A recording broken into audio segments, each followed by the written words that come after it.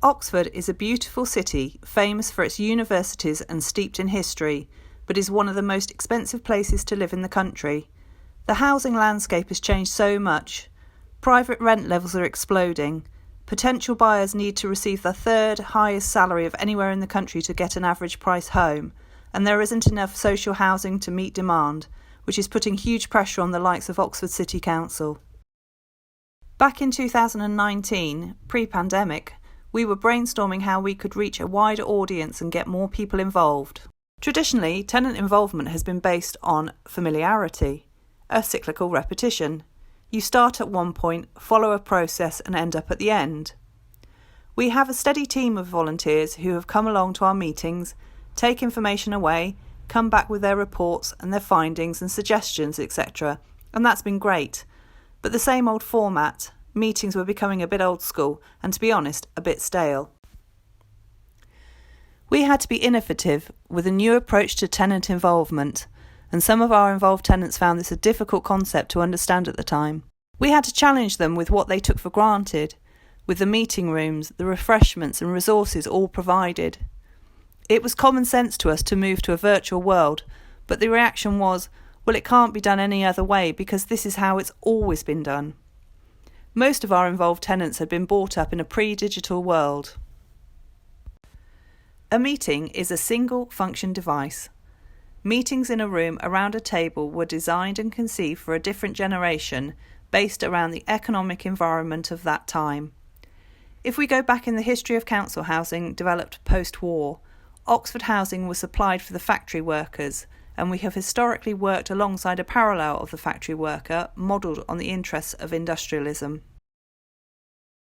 With ever-increasing need for volunteers, how could we break down the barriers to involvement? We believe these include time. By restricting tenant involvement to our working day, we were attracting one demographic, the non-worker. Lack of training and confidence, the perception of smart people and non-smart people, leading to the consequence of many brilliant people thinking they're not good enough. For example, if you're not a confident person, to walk into a room full of people is a daunting experience. Understanding our information. What is more exciting than a huge text document full of acronyms and big words? Anything and everything. Unfortunately, we as a society have educated people out of their capacities. Social structure and capacity, the them and us. A phrase describing the perception of an antagonistic or fraught relationship between two groups, especially those with unequal power, for example, on influence or privilege. Travel and other expenses. Getting into our city centre, where we're based, is not the easiest of tasks, and what looks like a 10-minute journey on a map can take up to an hour. And if you're a carer or have small children, who do you get to look after your dependents when you come to a meeting? All of these barriers stop our customers who have the most knowledge, experience and empathy of what our service area provides, their communities, their housing, their homes, getting involved and having their say. It was time to take the virtual leap with tenant involvement.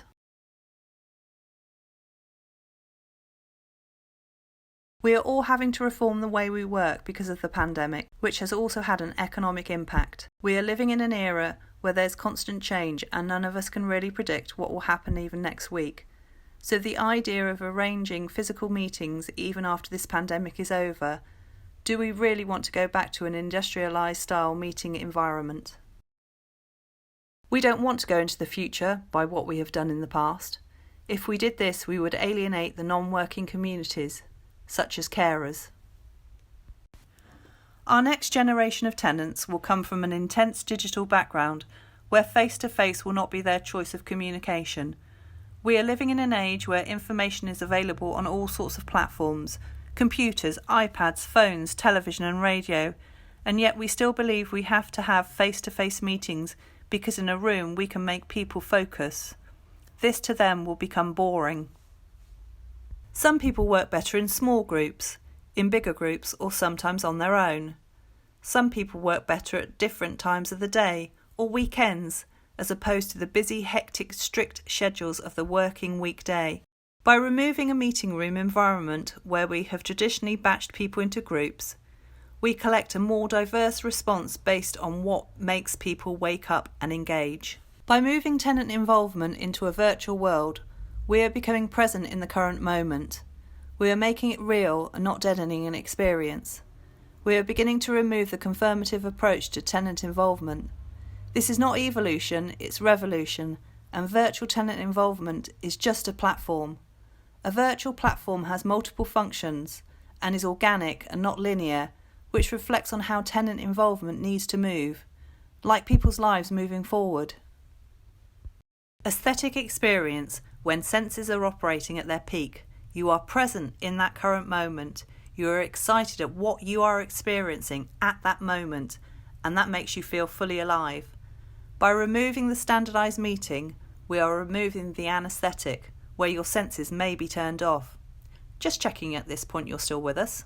We're not saying online is the only solution. It is a mere tool within the toolbox, but it allows us to wake people up and to what they can find inside them to want to engage. We remove the production line mentality. Human communities depend on a diversity of talent. Having information online allows people to view as and when they please. A physical meeting means you can get that information just once. This is why we have recorded our presentation, so it is available word by word for you to watch time and time again if you wish. It has become a resource for you to add to your toolbox. You can then use it as you wish, send us questions, steal the good bits, or just send on to others.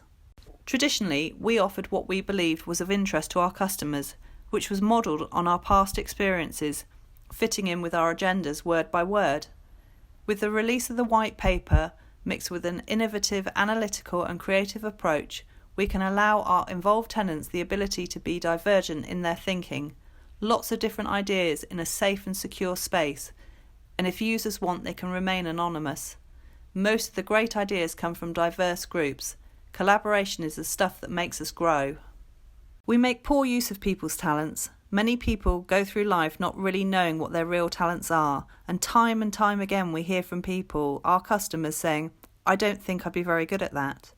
Human resources as opposed to educational resources run very deep, and we have to build that connection through experience, empathy and lived knowledge. By building our portal, we have created the circumstances where a connection shows itself through the conversations being held, growing naturally, and allows us to drop in a question that we need answered. So how did we do it? Be credible. We've established a good reputation with our volunteers, and it was vitally important for them that the web space was to be hosted externally from the council's website. This removed the barrier of the them and us, and it built on trust. Be emotional. We talked to our existing volunteers about how we need to engage with more tenants and leaseholders in order to achieve a high level of involvement. We talked about the importance of diversity and how a digital platform could break down the barriers we've discussed previously in this presentation. Be logical. We presented the concept and each design stage to our volunteers, and we did this in various formats. We also presented a spider diagram, so not only were we presenting the aesthetics of the proposed website, but the functionality. This gave our volunteers a real understanding of the layout and how they would navigate through it once it became live. Be timely. Fortunately, we were planning this ahead of the pandemic. We presented at the opportune moment. We presented at the right time in the right place to the right people. Be paradigmatic. We had the understanding of the paradigm. We know this is not a new idea, but we have merely built on this. We would suggest building a storyboard of what is already out there, what is liked, what works well, then take these ideas and make them better. Be inventive. It's all about trial and error. Test pages, test navigation, test images and test colours. This is a great way to involve your volunteers and make them part of the process. Be organised. We took our agreed concept and constructed the site logically. We arranged it and did some testing to make sure the important parts were obvious and memorable. Be stylish. We added as much personality and character into the site, not only with the look and feel but with the content, ease of use and inclusivity. This in turn enhances the potential to influence and reach. Be aware. We then looked at all the serious stuff, the terms and conditions, privacy issues and GDPR. The platform and package we have used has supported all of this. Be thorough. Training and support has been a vital part of this new way of working. We've been fortunate that one of our team has been able to spend time with each of our volunteers, establishing their IT needs, providing equipment, training them to be digital advocates or better digital advocates, and offering support as and when required, which in itself brings huge benefits by improving skills, confidence and motivation. To sum up our presentation, what is the return on investment? By moving tenant involvement to a virtual platform, for us, has been successful. The platform has given us space for more resources, at very little cost. Being the facilitator of the platform has enabled our involved tenants to have more empowerment. By removing previous barriers, such as time and location, we've gained more people, which in turn has given us more diversity. We believe by following our 10 points, any team can create a virtual platform for their involved tenants.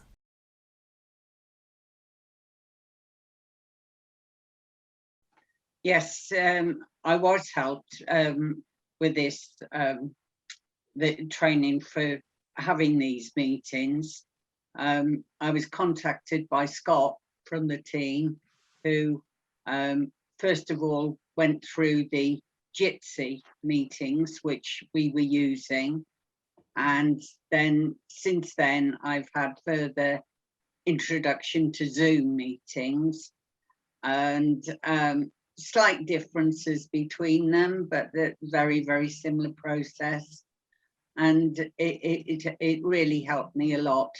I wasn't computer savvy at all, although I had a computer. I've never had any formal training on it, so it did give me a lot of confidence.